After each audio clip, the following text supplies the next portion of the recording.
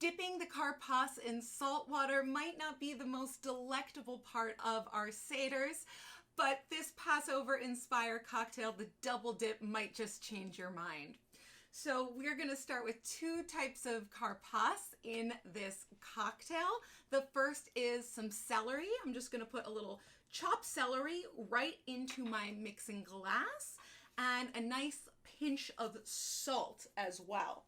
Now I'm going to go ahead and just muddle that up, getting it kind of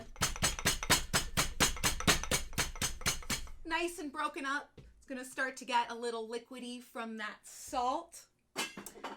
And then I'll go ahead and add in 2 ounces of tequila,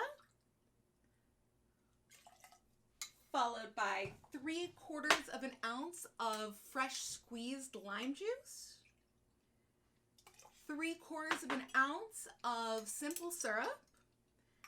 And then for our second type of karpas, we're going to do some nice fresh parsley. I'm just going to throw a couple sprigs right in the glass. Whoop, there we go.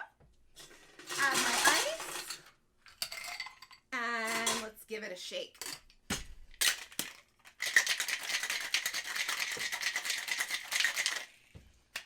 All right, we are going to strain this guy out. And I'm going to be double straining it to get all of those little bits out using a tea strainer as well. And finally, just give it a little garnish of a nice little parsley leaf on top, and we have this really nice, springy, refreshing cocktail for Passover, the double dip. Cheers.